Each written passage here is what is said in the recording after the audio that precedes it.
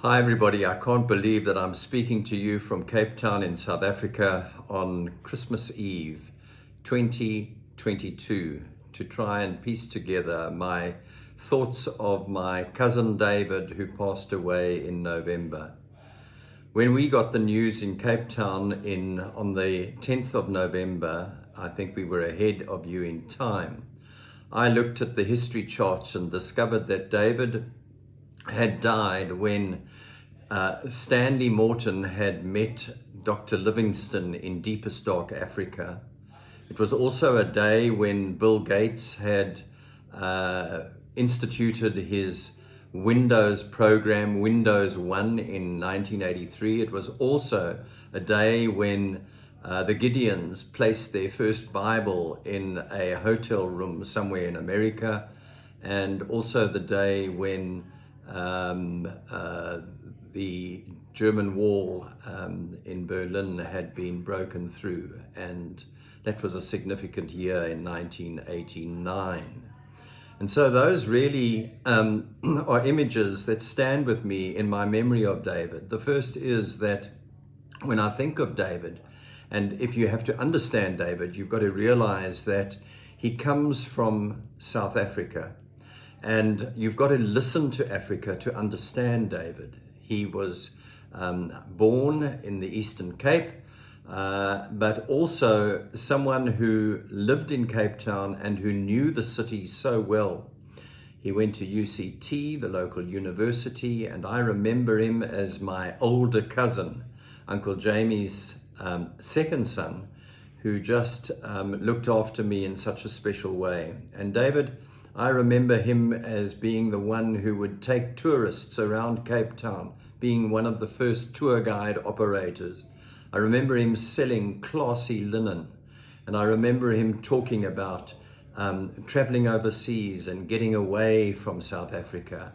I think of his time in Grahamstown. I think of his time in the Hog's Back and in East London, and especially here on the road between Cape Town and Somerset West, thinking of him being trained by my dad to run and to be a middle distance athlete. And so there's so much at work and at play when we think of David, and we realize that he was a man who really came from Africa. And he expressed that in so many ways, in his conversation, in his interest, and obviously was desperately concerned with all that was happening in the country on the political arena. But the second thing that's interesting about David is that he reminded me, especially when I think of the book of Gideon, or Gideon's Bible. The only song that I remember was Rocky Raccoon and the Beatles singing, stepped into the room only to find Gideon's Bible. Well, when you speak of the Stephensons, you actually have to realize that our grandfather and our shared grandfather, Tom Stephenson, was a Methodist minister. And when you go back in history, I am now a fourth generation Methodist minister. And so on my dad's side, Charles, Uncle Jamie's younger brother, my dad was really the one who really kept the faith in many ways. Uncle Jamie went into business.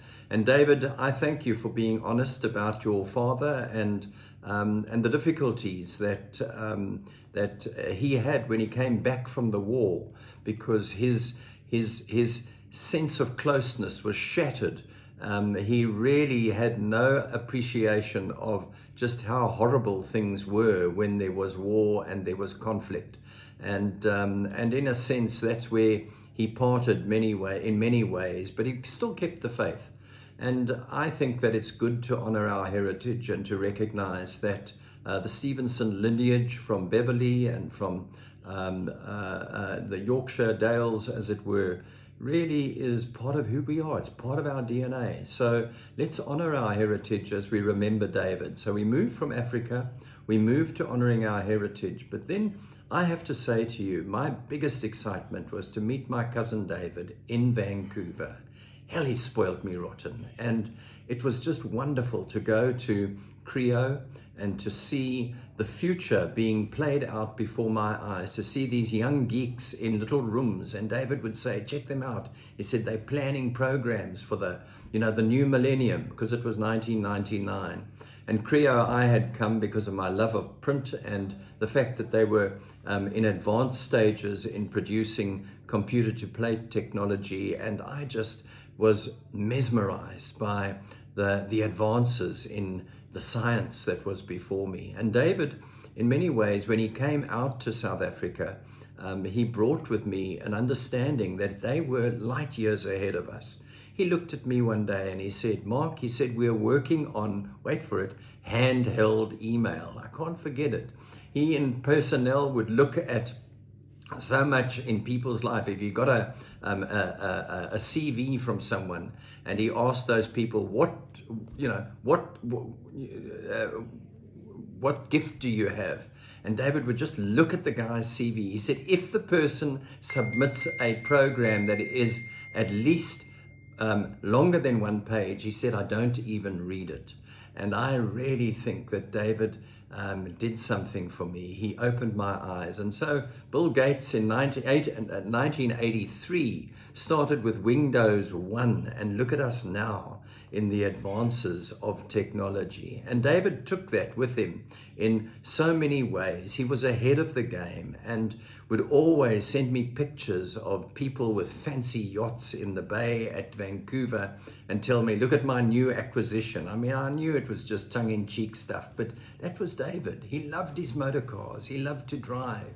He had these secret vehicles that I would go to and have a look at and just enjoy the energy. He'd race up Whistler Mountain and Grouse Mountain, at least, sorry, and get to the top there in record speed, and he would time himself. He was just such a kind cousin. And for me, I will treasure the gift of what he meant to me as a younger cousin. He called me cuz. He would write to me. He didn't write that often, but I enjoyed those conversations, and I just enjoyed the kids. I mean, I just think of Lisa coming out to South Africa. I think of Chris, the steady hand. Chris, you've had to face this sad news in such a real way. And Sarah, who came out here, and there's just so much that connects us. And it's that spirit that I would want us to remember, because we have to realize that it's really hard to say goodbye to someone who you really do love. David just was like a big brother to me. I mean, he's much older than I am. I'm glad that he had his 80th birthday. I'm glad that Peter Hewson came from Kingswood, and for the friends that he's kept up with over the years. There's just been a real appreciation of who he has been to so many people. And here we are in Cape Town on Christmas Eve 2022, trying to piece together a remarkable story of a man whose life touched my life. His story is certainly part of my story.